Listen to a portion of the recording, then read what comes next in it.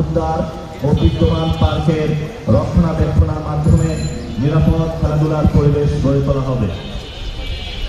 কর্মসংস্থান ও দক্ষ জনশক্তি বৃদ্ধি নিশ্চিতকরণ।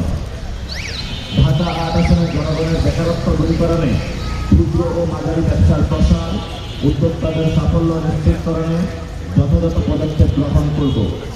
স্থানীয় মানুষের কর্মসংস্থান এবং উদ্যোক্তাদের জন্য স্টার্টআপ ফান্ড গঠনের ব্যবস্থা করব।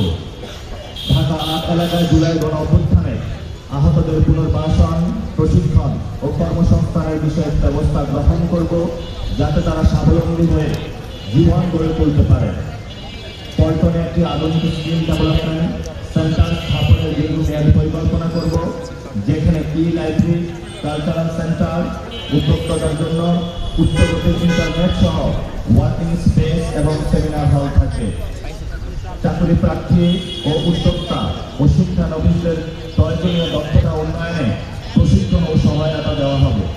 ফ্রিল্যান্সিং, ডিজিটাল স্কিল ও অনলাইন মার্কেট প্লেস ভিত্তিক প্রশিক্ষণের ব্যবস্থা করে দেশি ও আন্তর্জাতিক বাজারে কাজের সুযোগ তৈরি করব।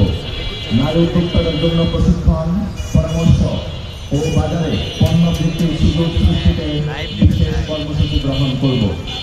ঢাকা ৮ এলাকায় সরকারি ও বেসরকারি বাণিজ্যিক প্রতিষ্ঠানের সঙ্গে স্থানীয় শিক্ষার্থী ও উদ্যোক্তাদের সংযোগ স্থাপন করা হবে। উদ্যোক্তাদের জন্য দেশি বিদেশি বিনিয়োগকারীদের সঙ্গে যোগাযোগের সুযোগ তৈরি করব ইনশাআল্লাহ। ৬.